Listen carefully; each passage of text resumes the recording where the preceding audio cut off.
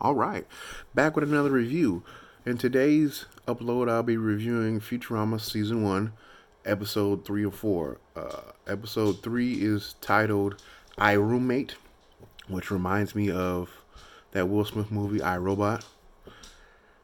I don't think it was a bad movie. Okay, just stay on point. The second one is entitled, I may be getting this wrong, it's A Labor of Love Lost in Space. It's a bit of a tongue twister. Let's just jump right into the first episode, episode 3, I Roommate. Um,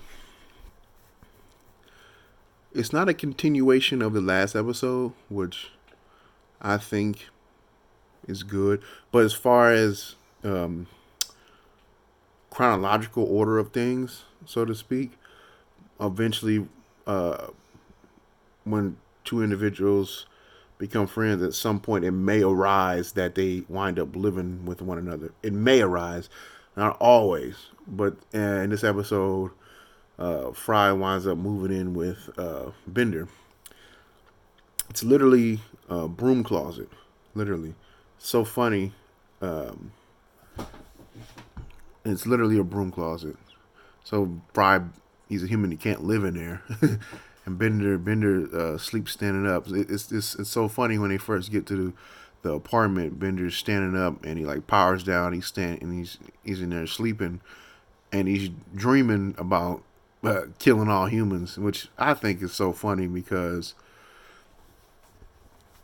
I I tend to I tend to get the feeling that most people believe that robots are eventually gonna, if they are created in such a manner, eventually they're gonna come to a point where they want to kill their creators, which I just don't think that's all creators and all, like, consider humans all being created, which I just don't think is a possibility in real life. Like I've said so many times in previous and other reviews, I'm always going to be, there's a fence right here, and I'm always going to be on one side, which is reality, and the other side, which is fiction based, uh, a fiction based story created for entertainment purposes. I'm always going to be one or the other, trying to see if this, which is fiction, can actually, what, how does it stand up to the standards of reality? Not necessarily the standards, but how is it? How do they relate? At least for me, because that's what makes me enjoy a series. If I can believe what's happening, it makes it more enjoyable for me. That's just a personal thing. So I went off track a little bit. Where was that? Yeah, the literally a broom closet. It's just so funny because there's no room for Fry. He's a human. He can't sleep in that type of conditions. So they wind up getting finding a way to get another apartment. No shenanigans, but just they find another apartment. Um, but when they're in this apartment, Bender's antenna starts to cause a problem with reception of TVs and cell phones on that whole floor that you're living on. Um, so Bender leaves. So it starts off with Fry living in the office, then with Bender, then Bender and Fry moving to a new place, then Bender moving from Fry's, from their joint place, and then Bender coming back all hysterical and cutting off his antenna, which is so funny because they keep making reference to his antenna as if it's a male sexual organ, which I think is hilarious. It goes. I have to say it again. Like, throughout the whole series, each episode is just like jam packed with these little funny, these little things that are meant to like get a chuckle or a laugh. They're just back to back to back. And if you might wind up having to watch an episode more than once to catch everything. Not saying some people wouldn't get all of them at once. I know I don't. I mean, it's just too many of them. It's just, but that's what makes it so funny. I mean, that's what makes it so great and funny. But like for instance, there's an before they move into the new apartment, Fry and Bender, the two main characters. Um, Bender's like, I don't know if I could do this. I mean, I have so many memories here in this apartment. I just don't see myself doing it. And like he opens a compartment and he like deletes the file with all those memories. Like, well, and they're all gone. You see it. Hopefully, I didn't butcher that too bad. I mean, you can't really butcher it.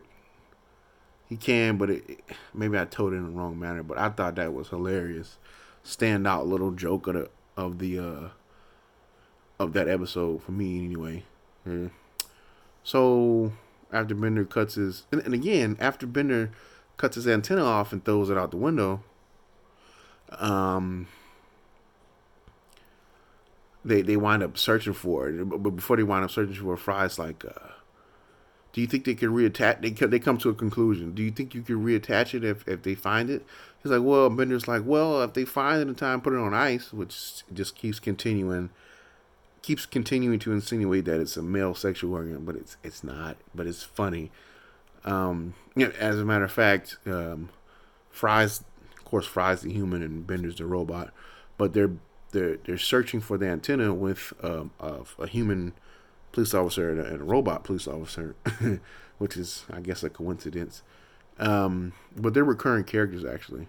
But anyway, when they find the antenna, he's like, I found it, and the male robot, the police officer, is like, you call that an antenna?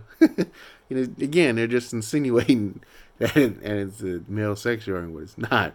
It's hilarious. It's so hilarious. So, to me, so I'm trying to think what happens at the end of this episode. Oh, they get it reattached, and yeah, it's a real kicker at the end of the episode. So he gets the antenna reattached, but it's just like with like a duct tape or a band-aid or something. And they're sitting in a broom closet again, and everything's good. And but there was a housewarming party for their last apartment, and Fry received a plant, and Fry's like, "Hey man, do you think?" He's like, "I don't know, man. I'm glad to be back, but do you think that this plant's gonna get no sunlight?" He's like, we can just put it in the closet. He opens the door, and it's a whole apartment behind this one small broom closet. And he's like, oh man, it's plenty of room in here. I'll just live in here, Bender. And his response is, humans, they always like doing weird stuff. It's like, cause you want to live in a closet. It's not a closet. I can't explain it, but it's hilarious. It leaves a smile on my face. This show really brightens me up, brightens my day up. Um, that's the episode 3. Now let's get on to episode 4. This is the introduction of another recurring character, in Zap Brannigan, the most heroic and most highly decorated captain of the Federation or whatever. But he's a doofus as well. Um, I'm thinking about one of my favorite episodes, but it's not for a while. Hopefully I mentioned this in the last review. I've watched this series several times, so me reviewing this is just for fun. Really, I'm not doing it for any other reason other than I really like this series. Um, so yeah, this episode I didn't like that much. Maybe it's because Leela, the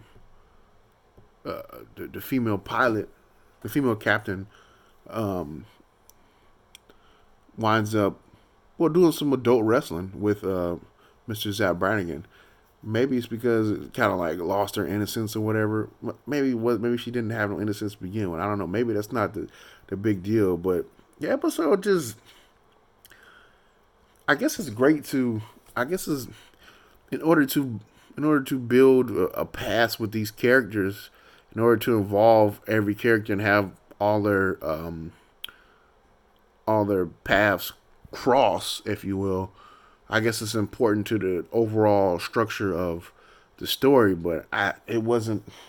It as of right now, episode 4 is my least favorite episode, and I'll stick with that till I'll run across one that I don't like more. I don't like this episode. Um, there's they're still jam packed with little jabs trying to make you laugh. But um, oh, in this episode, I apologize. It's still my least favorite, but it also introduces another character, Leela's pet, Nibbler, which is I don't even. It's an alien creature, but apparently it after it eats is what it expels as waste can be used as fuel for their plane, which is obviously very valuable. And I mean, I'm just turned off by this episode. I'm sorry, I don't like it. But Nibbler's a good It's a good introduction for Nibbler. It's her pet. The little guy becomes her pet. I think the funniest moment in the whole episode is when, well, they do this thing where they mention the weight of how much this field weighs because apparently this planet was the planet's dying and it was mostly made up of their field, but like in the core, and people like people do, they mined all of that out. They mined all the resources out of there and left it hollow.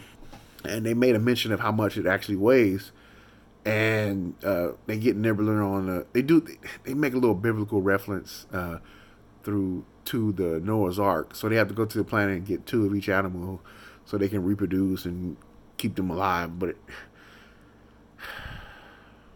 I'm gonna leave it at that. I'm not gonna go into that.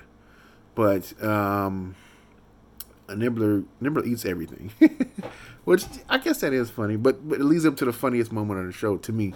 Well, he eats everything. What happens when you eat? You gotta expel it. You gotta get rid of it. You gotta take a shit. So he does it in a litter box in there, and they look at it and they go, "Hey, that's what we use for fuel. Isn't that crazy?" And then they come to everything starts unfolding, and he's like, "Okay, Bender, you put it in there." And Bender's whining, "Oh no, Bender, put it in there." And he takes out a plastic bag and he puts it on his hand like it's really dog waste. And he goes to pick it up, but they've already made a mention to how much this stuff actually weighs, so he can't literally pick it up. So it's like Thor's hammer, if you will. So he's like dragging it. He's like dragging it, and then he makes all these sounds. He's like, ugh. And he throws it in the burner, and they shoot off. It's just so funny. That's funny. That makes the episode for me. It's still ranked lower as far as these episodes so far. So it's my lowest ranked episode, but that makes it for me. That one scene.